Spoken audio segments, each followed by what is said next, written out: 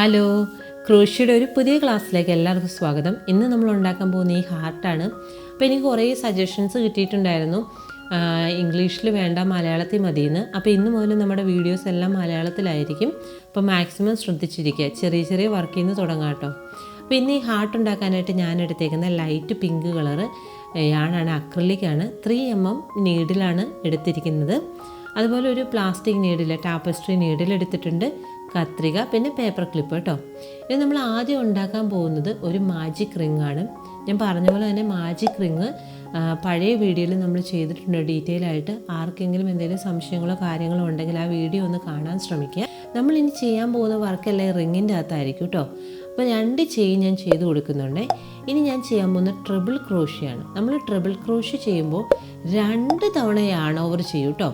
ഓരോ തവണയും 2 നൂല് വെച്ചായിരിക്കും നമ്മൾ പുള്ളി ചെയ്യുന്നത്. അപ്പോൾ ഇത് 2 നമ്മൾ കഴിഞ്ഞു.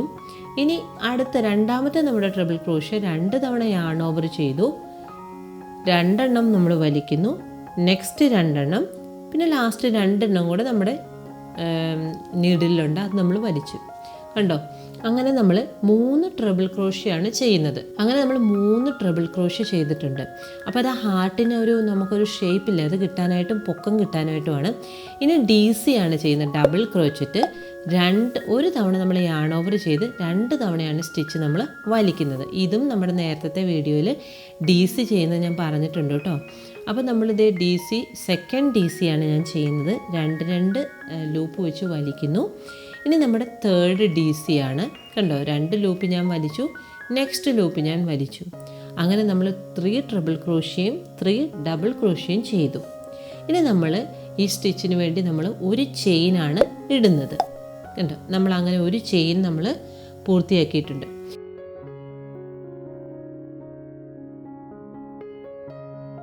ഇനി നമുക്ക് ട്രിപ്പിൾ ക്രോഷ്യ, ഒരു ട്രിപ്പിൾ ക്രോഷ്യയാണ് ഞാൻ ചെയ്യാൻ പോകുന്നത്. 2 തവണ യാൺ ഓവർ ചെയ്ത് 2 പുള്ളി ചെയ്യുന്നു, നെക്സ്റ്റ് 2, ലാസ്റ്റ് നമ്മൾ 2 പുള്ളി ചെയ്തു.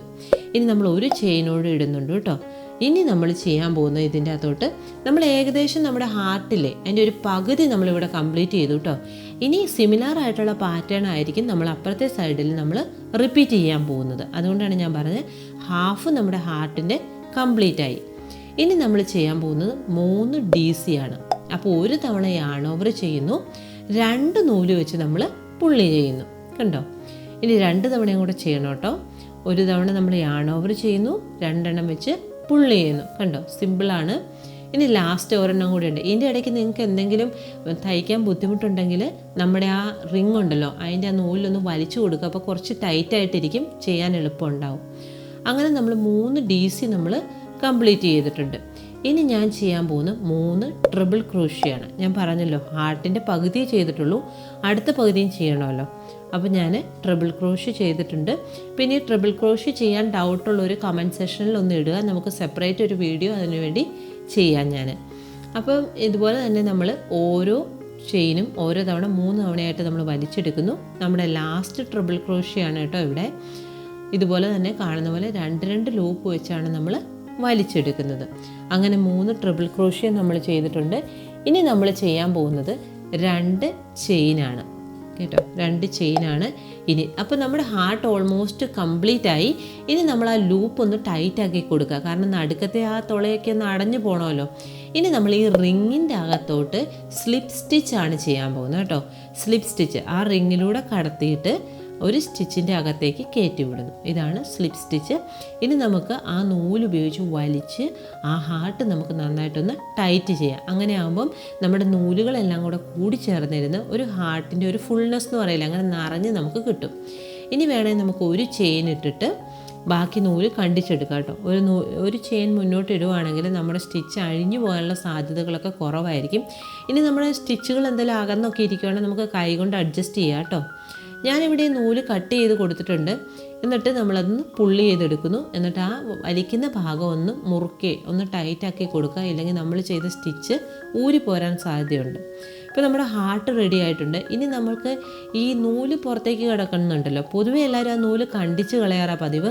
അങ്ങനെ ചെയ്യരുത്. അങ്ങനെ ചെയ്ത് കഴിഞ്ഞാൽ നമ്മൾ ഈ പണിതൊക്കെ ഇല്ലാണ്ടായി പോവും, എല്ലാം കൂടെ അഴിഞ്ഞ് അപ്പോൾ തന്നെ ഇങ്ങ് പോരും കേട്ടോ. അപ്പോൾ അതുകൊണ്ട് നമ്മളിതൊന്ന് സ്റ്റിച്ച് ചെയ്ത് വെക്കണം. അതിനാണ് നമ്മൾ ടാപ്പസ്ട്രി നീഡിൽ ഉപയോഗിക്കുന്നത്. ഇതിൻ്റെ കണ്ണ് വളരെ വലുതായതുകൊണ്ട് വലിയ വലിയ നൂലുകളൊക്കെ നമുക്ക് പെട്ടെന്ന് കയറ്റിയെടുക്കാൻ പറ്റും. ഇതിന് പ്രത്യേകിച്ച് ഒരു സ്റ്റെപ്പില്ല കേട്ടോ, എങ്ങനെ ചെയ്യണം എന്നൊന്നുമില്ല. നമുക്കൊരു ഉചിതമായിട്ടുള്ള രീതിയിൽ ചെയ്യുക, പക്ഷേ ചെയ്യുന്നത് എപ്പോഴും റോങ് സൈഡിലായിരിക്കണം. അപ്പോൾ ഇതുപോലെ തയ്ച്ചൊന്ന് അകത്തേക്കൊന്ന് വെക്കുക. റോങ് സൈഡിൽ വെച്ച് കഴിയുമ്പോൾ നമുക്ക് അത്രയും പുറത്തുനിന്ന് കാണത്തില്ല, അതുകൊണ്ടാണ് ആ സൈഡിൽ തന്നെ. ഇനി മൊത്തം നൂല് നമ്മൾ കയറ്റിവിടണമെന്നില്ല, ഏകദേശം നമുക്ക് സ്റ്റിച്ച് സെക്യൂർ ആണെങ്കിൽ നമുക്ക് അങ്ങനെ ചെയ്യാം. അങ്ങനെ ഈ 2 നൂലും നമ്മൾ ഇതുപോലെ ഈ ഹാർട്ടിൻ്റെ ബാക്ക് സൈഡിലേക്ക് തയ്ച്ചിങ്ങനെ വെച്ച് കൊടുക്കുക. അത് ജസ്റ്റ് ഒന്ന് കയറ്റി വിട്ടാൽ മതി, ഒത്തിരി നമ്മൾ വലിക്കരുത്. വലിച്ചു കഴിഞ്ഞാൽ ചിലപ്പോൾ നമ്മൾ ഈ ചെയ്ത DC ഒക്കെ ഉണ്ടല്ലോ, ഡബിൾ ക്രോഷ്യ അങ്ങനെയൊക്കെയുള്ള സ്റ്റിച്ചുകളൊക്കെ ലൂസായി പോകാനിടയുണ്ട്. അപ്പോൾ അതിൻ്റെ ഒരു നാക്ക് നോക്കി ജസ്റ്റ് ഒന്ന് ചെയ്താൽ മതിയാവും. അപ്പോൾ ഞാൻ ഇത്രയും ചെയ്തിട്ടുള്ളൂ, ഞാൻ ബാക്കി നൂല് കട്ട് ചെയ്ത് കളഞ്ഞു. അപ്പോൾ ഇത് വളരെ സിമ്പിളായിട്ടൊരു സ്റ്റിച്ചാണ്. ഇപ്പോൾ നിങ്ങൾക്ക് എന്തെങ്കിലും ഹാർട്ട് എന്തെങ്കിലുമൊക്കെ സാധനത്തിലൊക്കെ ഒട്ടിക്കുകയോ അല്ലെങ്കിൽ എന്തെങ്കിലും ഡ്രസ്സിലൊക്കെ ചെയ്യണോ, പിള്ളേരുടെയൊക്കെ ഉടുപ്പിലൊക്കെ ചെയ്യണമെങ്കിൽ അടിപൊളിയായിട്ടിരിക്കും. അപ്പോൾ പല കളറ് പരീക്ഷിക്കുകയാണെങ്കിൽ നന്നായിട്ടിരിക്കും കേട്ടോ. അപ്പോൾ ഈ വീഡിയോ എല്ലാവർക്കും മനസ്സിലായി എന്ന് ഞാൻ വിചാരിക്കുന്നു. ഇതിൻ്റെ അത് എന്തെങ്കിലും സംശയങ്ങളോ കാര്യങ്ങളോ ഉണ്ടെങ്കിൽ ഉറപ്പായിട്ടും കമൻറ്റ് സെക്ഷനിൽ ഇടുക.